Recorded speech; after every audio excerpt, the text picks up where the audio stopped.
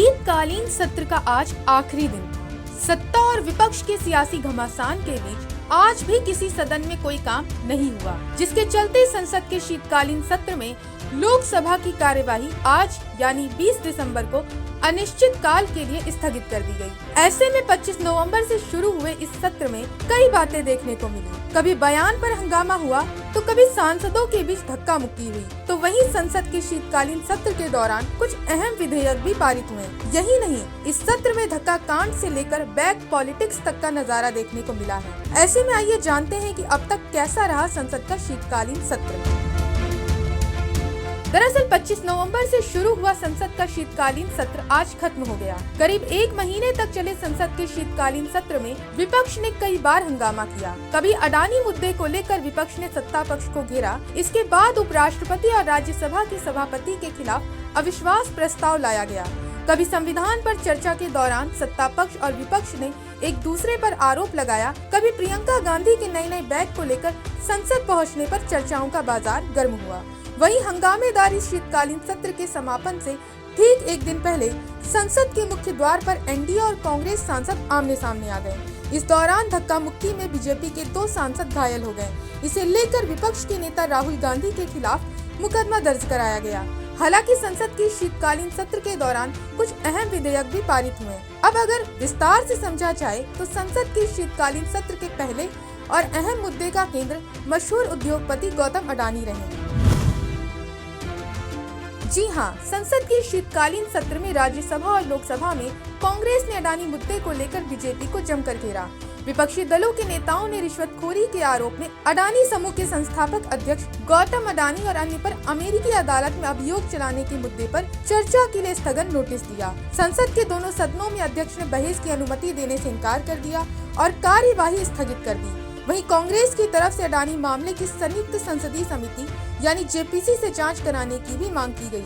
वहीं बीजेपी सांसदों ने विपक्ष का ध्यान भटकाने के लिए सदन में जॉर्ज सोरोस मुद्दे को उठाया। जॉर्ज सोरोस मुद्दे पर भी जमकर हंगामा किया गया। सांसदों ने कहा कि कांग्रेस के एक वरिष्ठ नेता का जॉर्ज सोरोस से संबंध है। सदन में इस मुद्दे पर चर्चा होनी चाहिए। ऐसे में बांग्लादेश में जो कुछ हुआ उसमें भी सोरोस की भूमिका बताई गई। वहीं इस सत्र में केंद्र सरकार ने वन नेशन वन इलेक्शन से जुड़ा बिल भी संसद में पेश किया। बिल को जेपीसी के पास चर्चा के लिए भेजा गया, जिसमें जेपीसी के लिए लोकसभा के 21 और राज्यसभा के 12 सदस्य चुने गए।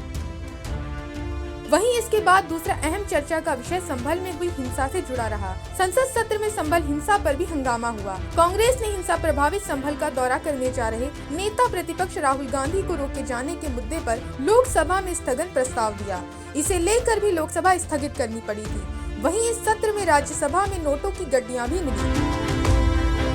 कांग्रेस सांसद अभिषेक मनु सिंघवी को आवंटित सीट से नोटों की गड्डी मिलने के बाद भी जमकर बवाल हुआ। विपक्ष ने इस मामले में सत्ता पर अहम मुद्दों से भटकाने और संसद की कार्यवाही न चलने देने का आरोप लगाया। वहीं वायनाड से चुनाव जीतकर पहली बार संसद पहुंची प्रियंका गांधी भी इस बार सदन में चर्चा का मुख्य केंद्र बनी रही।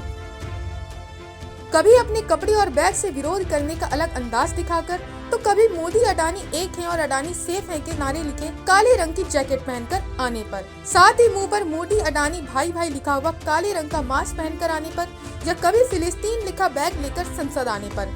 इसके बाद बात यही थमी नहीं, प्रियंका बांग्लादेश के हिंदुओं के साथ खड़े हो लिखा हुआ बैग दिखाते हुए भी नजर आई। ऐसे में अब संसद के शीतकालीन सत्र के अंतिम दिन से एक दिन पहले लोकसभा में संविधान पर चर्चा के दौरान आम्बेडकर मुद्दे पर विरोध प्रदर्शन दिखाते हुए प्रियंका को नीले रंग की साड़ी में भी देखा गया। दरअसल सदन की कार्यवाही के अंतिम पड़ाव में पहुंचने तक में एक और मुद्दे ने तूल पकड़ा। ये मुद्दा बाबा भीमराव अम्बेडकर से जुड़ा रहा, जिसमें संविधान पर चर्चा के दौरान राज्यसभा में अमित शाह ने कहा कि अभी एक फैशन हो गया है, अम्बेडकर अम्बेडकर अम्बेडकर। इतना नाम अगर भगवान का लेते तो 7 जन्मों तक स्वर्ग मिल जाता। ऐसे में कांग्रेस ने इसे अम्बेडकर का अपमान बता दिया। कांग्रेस ने इस मुद्दे पर अमित शाह का इस्तीफा तक मांग लिया। हालांकि अमित शाह के बचाव में पीएम नरेंद्र मोदी ने भी विपक्ष को तगड़ा जवाब दे दिया। वहीं आज भी सत्र की लास्ट डे में कांग्रेस और इंडिया गठबंधन के घटक दल के नेताओं ने बाबा साहेब भीमराव अम्बेडकर के संदर्भ में गृह मंत्री अमित शाह द्वारा की गई अपमानजनक टिप्पणी के खिलाफ विरोध प्रदर्शन किया। संसद भवन के निकट विजय चौक पर इंडिया गठबंधन के सांसदों ने बाबा साहेब की तस्वीर वाली तख्तियां लेकर नारेबाजी की। उन्होंने अमित शाह इस्तीफा दो और अमित शाह माफी मांगो के नारे लगाए।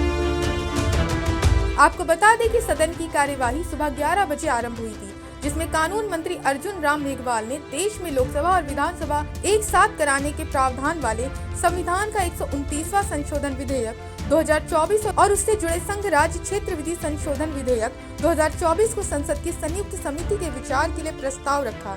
हालांकि सदन की कार्यवाही शुरू होते ही हंगामा शुरू हो गया, जिसके बाद 12 बजे एक बार फिर राज्यसभा की कार्यवाही शुरू हुई। उम्मीद की जा रही थी कि सत्र के आखिरी दिन कुछ कामकाज हो पाएगा, लेकिन विपक्ष का हंगामा जारी रहा, जिसके बाद सभापति जगदीप धनखड़ ने इस सत्र के समापन का ऐलान किया और लोकसभा सत्र 1 घंटे पहले ही अनिश्चित काल के लिए स्थगित हो गया। Bureau report, Punjab Kesari TV. हमसे जुड़े रहने के लिए हमारे YouTube चैनल को सब्सक्राइब करें और नई वीडियो की नोटिफिकेशन के लिए बेल आइकॉन को दबाएं।